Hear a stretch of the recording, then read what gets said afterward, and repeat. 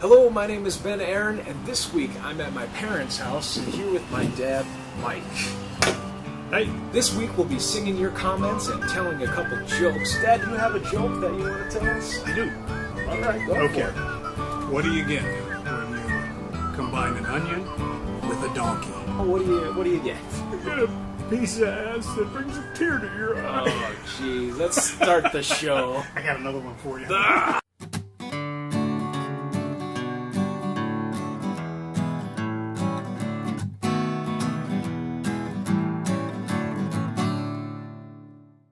Last week we talked about the 12 greatest songwriters of all time, and here are some of your comments that you left on that video. I love the boxer by Simon and Garfunkel, great stuff too.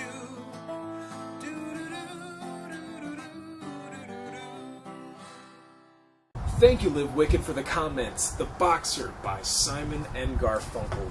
How did you like that song, Dad? I've always liked Simon and Garfunkel, but I think what I liked about The Boxer was it was uniquely different. Music that was different was the music that everybody started listening to. And by that I mean Frank Sinatra was still singing, Yeah. Elvis was still around, Dean Martin knocked the Beatles out of the number one spot. So I mean, there were all these things going on, and Simon and Garfunkel had that special lyric and music phenomenon. That was a great song by Simon and Garfunkel. Very unique, and I'd like to say thank you for the comment, Live Wicked. And there ain't no way you got a Woody Guthrie album. No way, no way. Yes, I do have one of Woody Guthrie's records, Kenny's Doom Jr. He's one of my favorite artists. Woody Guthrie was great. He was one of the best folk artists around. I think a lot of people get Woody Guthrie confused with Arlo Guthrie. Yes. Woody Guthrie was the father of Arlo Guthrie, and Woody Guthrie, as I said before in the video, wrote thousands of songs, and his most famous was This Land Is Your Land. Oh, yeah. He also wrote the Car song, a very funny kid's song almost, and Do Re Mi, which talked about socio-economical and political issues of the time, of the 30s and 40s and 50s.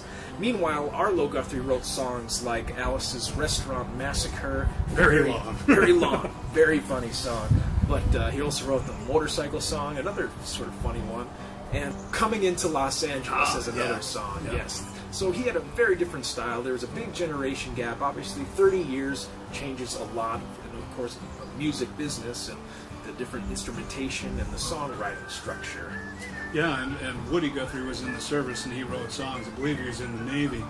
And he wrote mostly what's happening in the news, the national news, what was happening in America. Topical. Good word for it. And then Arlo, he was a little more closed in. He wrote about things that were in his own little personal space bubble. How do you go about writing your songs? Well, Javier, it's magic. Personally, Javier, I like to take guitar chords and have a harmonica rack around my neck, writing a melody while I'm playing the guitar. And if anything sticks in my mind an hour later, a day later, or a week later, that means it's very memorable and that somebody else might be able to remember it down the road. Other times, you're going to need a friend or somebody to collaborate with. Sort of like what we're doing now, huh? Yeah. But the biggest one I can remember is Elton John and Bertie Taupin. They came together and collaborated. One wrote the music, one wrote the lyrics. And you know Elton John, he has tons of hits. Yes, that's true. Sir Elton John, if I believe correctly. You are correct, sir. And Javier, it takes 7 years to become an overnight success. Speaking of overnight successes, we have our own. Yes. Juan, please tell us the joke of the week. Do they know what time it is? Hey yo, everyone get up and dance to this. Yeah. Why did the clock in the cafeteria run slow? Why did the cafeteria and the clock run slow? It always went back 4 seconds. You got me there. That was a good one.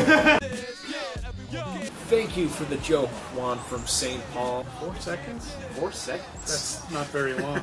Be sure to leave a comment about this week's hot topic, which is, who are your favorite female songwriters? Dad, do you have any off the top of your head there? I do. On the old side, I got Joan Baez, Dolly Parton, coming up a little bit more closer to time. Stevie Nicks from Fleetwood Mac, she writes a lot of stuff on there. Yes. Adele is in there, and I love Sheryl Crow. Joni Mitchell is a great songwriter. One of my favorites from the 90s was Alanis Morissette. Amy Mann wrote a lot of songs, and Sarah McLachlan, sort of all in that same area of female songwriters. So if you have your favorite female songwriters, please leave a comment down below and tell us who your favorites are. This week's song is called Hard Times Come Again No More, written in the 1800s. By Stephen Foster. Yes. Before we get to the song of the week, I would like to thank my dad, Mike, for helping me with this video. Oh, you're welcome. Please. Anytime you need me, bring more beer. Thanks, Dad. And as for the rest of you, please enjoy the following. I will.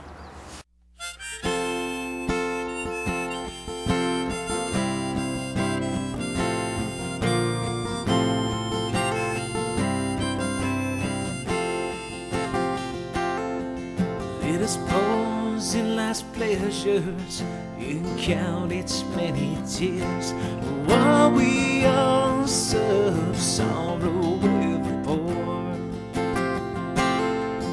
There's a song that will linger forever in our ears. Oh, hard times come again no more. It's just a song, the sigh of the weary. Hard times come again no more. Many days you have lingered around my cabin door. Oh, hard times come again no more.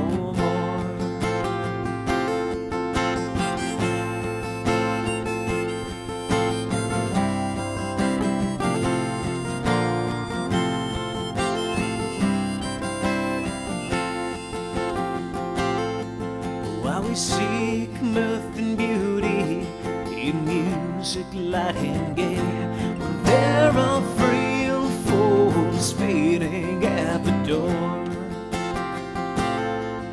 Though their voices are silent, their pleading looks will say, oh, hard times come again no more. 'Tis the song, the sigh of the weary. Hard times come again no more. Many days you have lingered around my cabin door. Oh, hard times come again no more.